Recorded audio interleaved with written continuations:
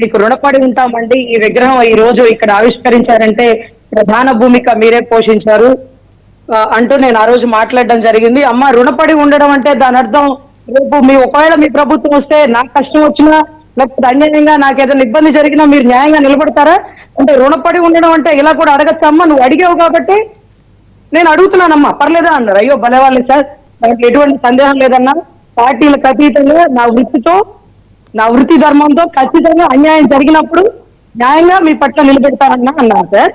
దానివల్ల నేను ఈ రోజు పార్టీలో నా పదవి కోల్పోయాను, పార్టీలో నా రిప్యుటేషన్ కోల్పోయాను. ఈ రోజు ఎంతో మందితో బూతులు తెప్పించుకుంటున్నాను. ఈ రోజు వైసీపీ కోర్టుగా ముద్ర వేయించుకున్నాను.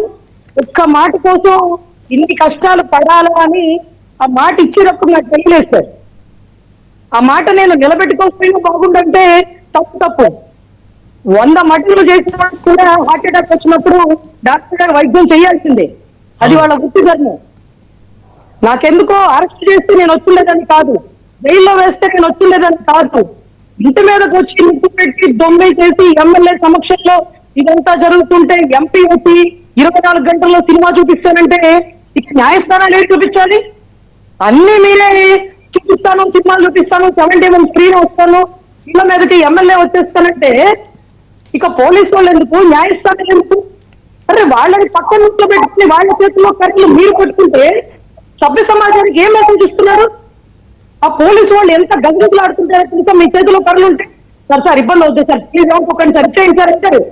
ఏమైనా ఇచ్చేది ప్రభుత్వం మాదైతే నోరు పక్కన అని ఒక ఎస్ఐల్ని కానిస్టేబుల్ ని ఉంచోబెట్టేసి శాఖ చైర్మన్ కర్రలు పట్టుకుని రోడ్డు మీదకి వెళ్తుంటే ముందు నా వృత్తి గుర్తొచ్చింది సార్, నా పార్టీ గుర్తురాలేదు.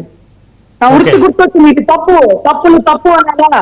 రాష్ట్రం మొత్తం తప్పుని ఖండించకపోయినా ఆ ధర్మాన్ని నేను నిర్వహించుకొని నల్లపాటు పోలీస్ స్టేషన్కి వెళ్ళి కంప్లైంట్ ఇచ్చి ఫ్లెక్సీ తీపిచ్చేయండి, ఇంకా అల్లర్లు జరుగుతాయి, ఇంకా గొడవలు జరుగుతాయి.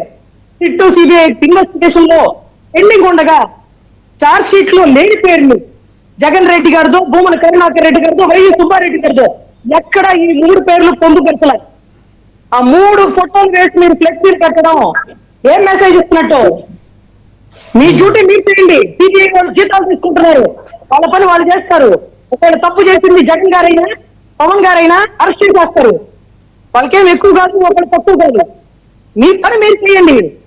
ఆ కష్టపడి కూటమి ప్రభుత్వం తీసుకొచ్చింది, వ్యక్తులు కాడ కర్రీ కొట్టుకొని చెయ్యి కర్ర చెయ్యి ఎరగదీస్తాడట.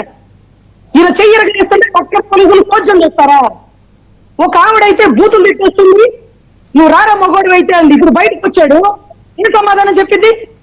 నువ్వు మొగడు అయితే రాడా, నువ్వు అలాంటి వాడు ఇలాంటి వాడివి అంటే ఆవిడ మాట్లాడితే ఎంపీ గారు స్వయంగా వచ్చి శాఖ చైర్మన్ తో ఆవిడతో ప్రమాణ స్వీకారం చేపిస్తుంటే అది కూడా గ్రంథాలయ శాఖ పిల్లల విద్యార్థులకి విద్యాబోధన ఇచ్చేటటువంటి పుస్తకాలు పట్టుకునే మహిళ మాట్లాడాల్సిన మాట్లాడతారు. సరస్వతీదేవికి మారు అవుతారు సార్ గ్రంథాలయం అంటే. అలాంటి గ్రంథాలయంలో ఉండే మహిళ మాట్లాడే బూతులకి ఎమ్మెల్యేలు, మినిస్టర్లు, కార్పొరేట్ మంత్రి కూడా వచ్చి ఆ పొగిడి ప్రమాణ స్వీకారం చేపిస్తుంటే తప్పు సార్, మీరు కర్రలు పట్టుకోకూడదు సార్ అంటే నన్ను తీసుకొచ్చి బూతులు తిట్టుంటే పోనీలేండి. కాదు, ఎవరు తిట్టారు రజనీ గారు? మిమ్మల్ని ఎవరు తిట్టారు బూతులు? సార్ అసలు నా మీద సోషల్ మీడియా వీడియోలు పెట్టేసి రజనీ అలా, రజనీ ఇలా అని 5 రోజుల్లో 10 రోజుల్లో గుర్తొచ్చిన ప్రతి ఒక్కరికి అనారోగ్యంగా హాస్పిటల్ బెడ్ మీద ఉండాల్సిన రజనీ కూడా ఎలక్షన్ టైంలో, రైతుల టైంలో ఇలా అంతా ఉద్యమం చేసింది ఈ బిడ్డనే అని అప్పుడు గుర్తు రాలేదు సార్. ఎనీవే ఎవరు తిడుతున్నారో నాకు అనవసరం. తప్పు అన్నాను, దానివల్ల ఇబ్బంది పడుతున్నాను, ఎన్ని కష్టాలైనా పడతా, ధర్మంగా నిలబడతా సార్.